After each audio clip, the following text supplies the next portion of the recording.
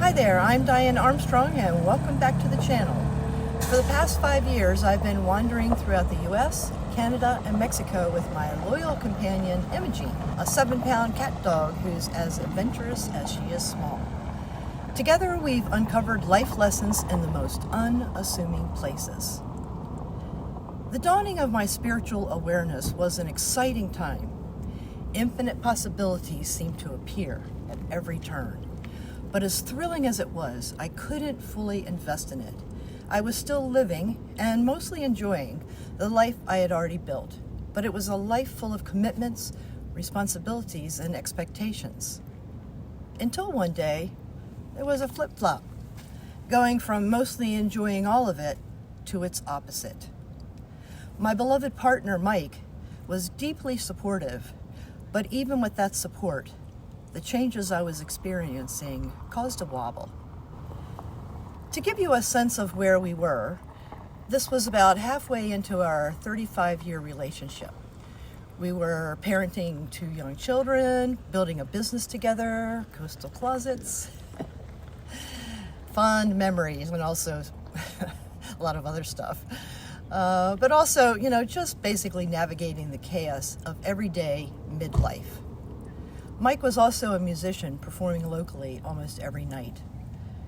Needless to say, our days and nights were full, and it often felt like we were just one step away from meeting our basic needs. It pains me deeply to see that our children and our children's children often have it much harder. During this time, I stumbled upon a CD by Marshall Rosenberg, the founder of the Center for Nonviolent Communication.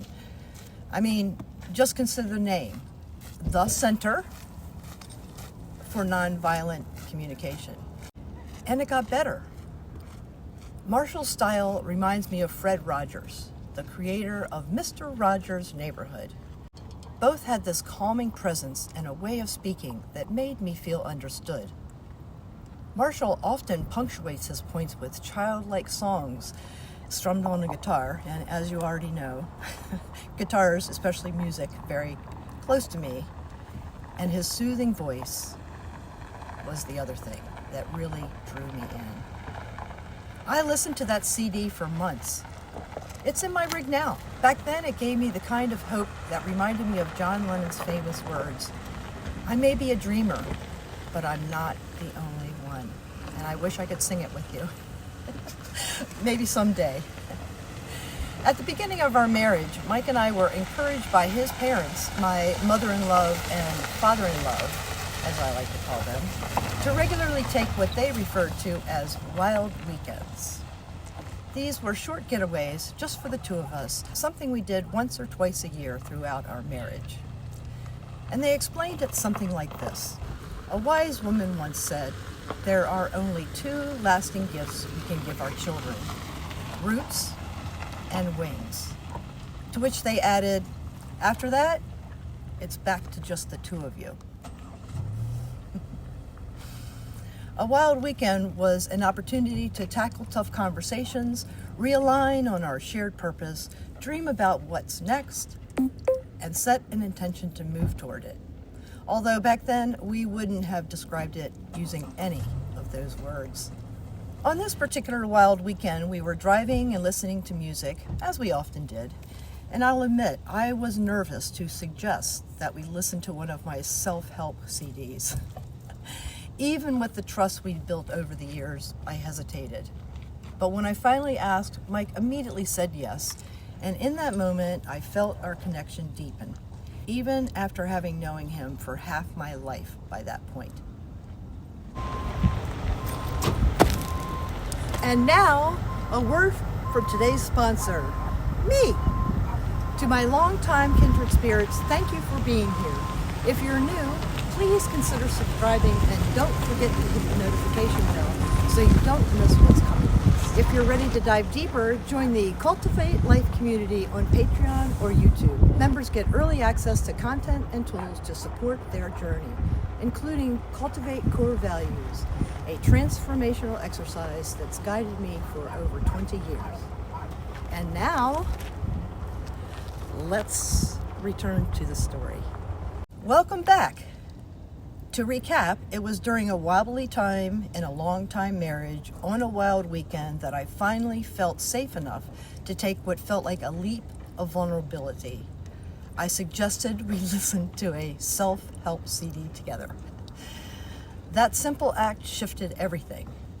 Now I view vulnerability as a superpower, though I can still remember how difficult it felt to lean into it back then.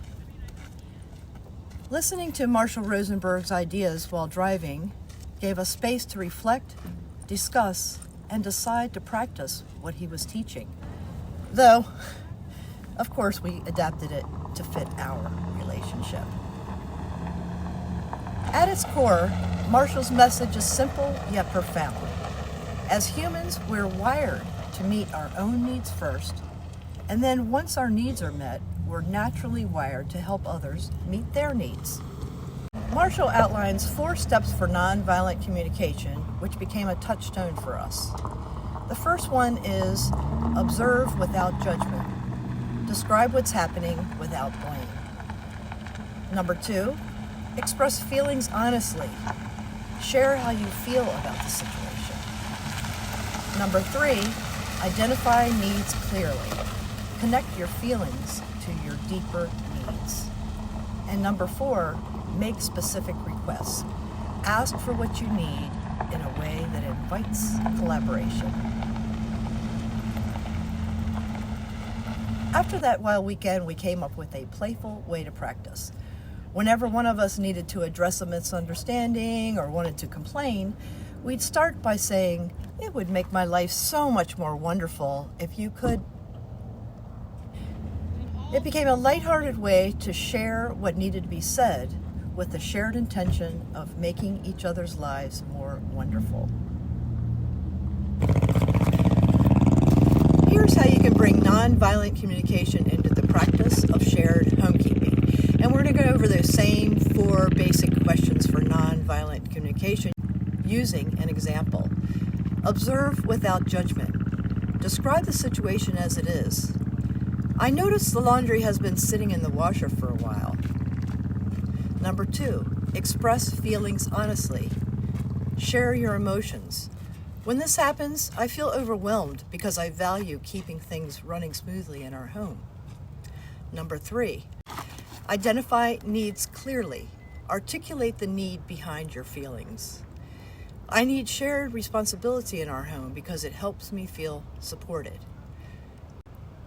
And so now we bring it all together to make specific requests and ask for what you need. It would make my life so much more wonderful if you could view doing the laundry as the following steps. Load of wash is a full laundry hamper, not an overflowing for weeks laundry hamper. Once the clothes are in the wash-dry cycles, keep track of the time.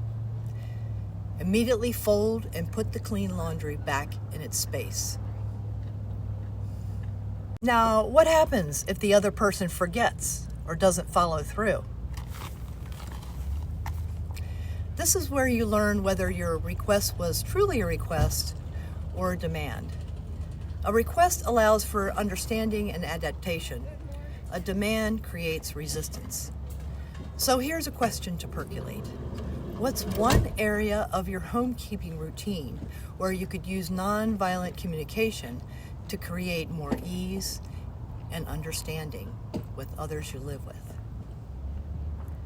Take a moment to journal. Think about your needs and how you can express them with empathy and clarity. How might that shift the dynamic in your home? And if you give it a try, I'd enjoy hearing what happens. Share your story in the comments below. Collaboration in any relationship is an opportunity, not just to meet surface needs, but to heal deeper parts of ourselves. Some people will be ready for this work, and some won't. And that's okay. For those who are ready, and I believe you're here because you are, this work is about creating something better, not just for today, but for the generations that come after us. And that's a story for another day. Thank you for spending time with me today. Until next time, May your connections deepen and your communications inspire. See you down the path.